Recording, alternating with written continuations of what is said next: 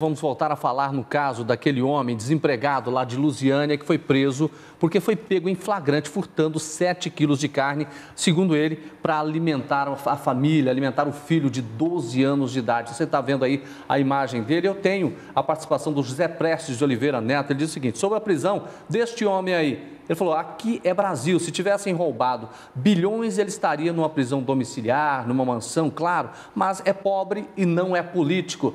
Lucílio Macedo, ao vivo, direto de Lusiânia. Boa tarde para você, quais são as novidades que você tem?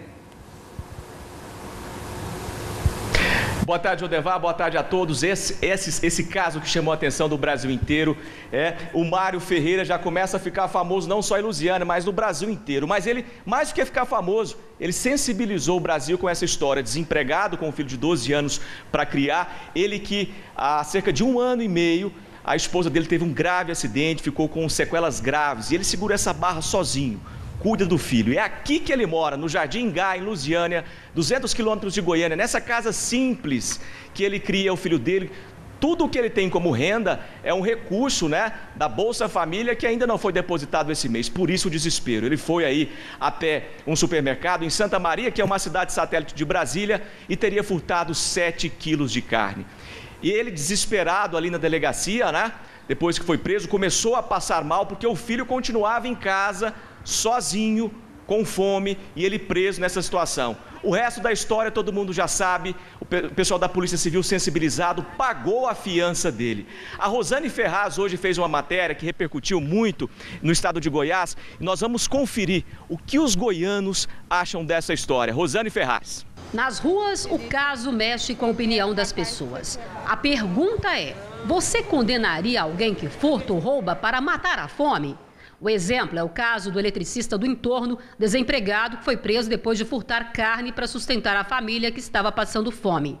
Situação que comoveu os policiais que realizaram a prisão. Os próprios policiais pagaram a fiança e ainda fizeram compras para ele. Nossos entrevistados foram unânimes. Não condenaria. É o princípio da insignificância. Não tem como condenar uma pessoa dessa. Alguns entrevistados defenderam que existem crimes mais graves e que justificariam prisão. Crime é crime de qualquer jeito que seja.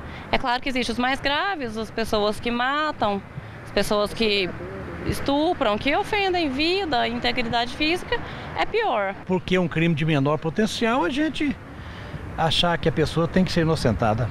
Casos de furto de alimentos sempre chegam às delegacias. Recentemente, um rapaz foi preso em Goiânia por tentar furtar picanha em um supermercado. Ao ser ouvido, preferiu o silêncio. Mas, segundo a polícia, já teve situação da pessoa ser presa por furtar chocolate, por exemplo, e alegar que furtou porque não tinha dinheiro para comprar.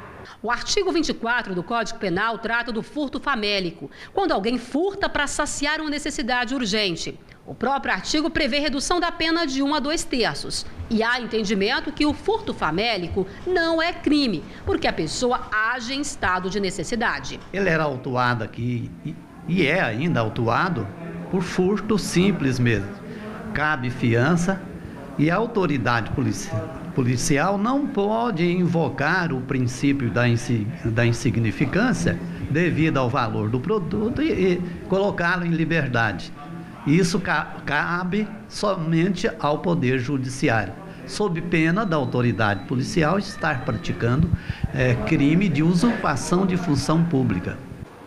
O Mário Lúcio, do Conjunto Riviera, diz aqui, é roubo, não importa o motivo, é crime. O Habib Tamer Badião, advogado, continua aqui com a gente.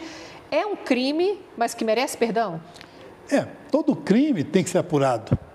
Ainda que ele venha roubar por necessidade, o processo tem que ser instaurado, ele é um crime que tem que ser apurado. Ele tem que sofrer a prisão, ele vai ser preso, ao final ser julgado. E aí vem os atenuantes que nós estamos falando, Jordeval.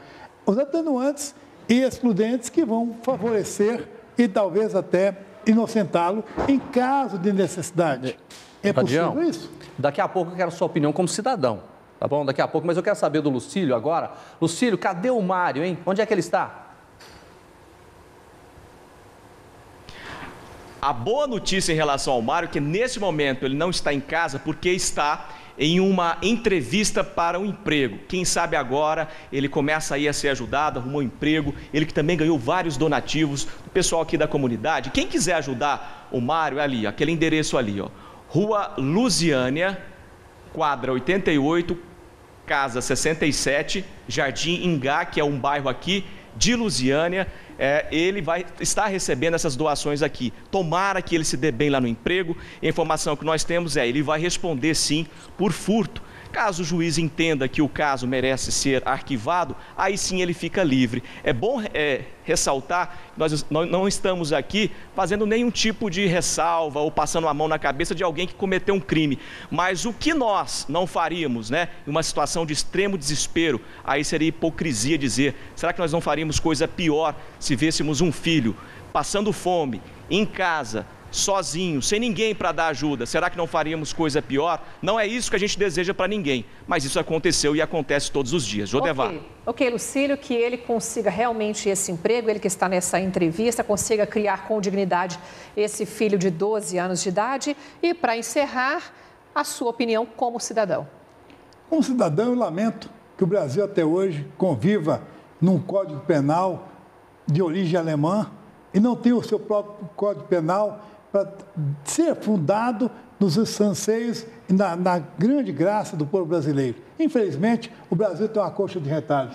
O Código Civil é italiano, o Código Penal é alemão, a Constituição é americana, enfim, uma coxa de retalhos, para no final, todos nós estarmos consternados, doídos, porque um pai de família foi preso e vai sofrer um problema sério, que esse processo dele não acaba em 10 anos.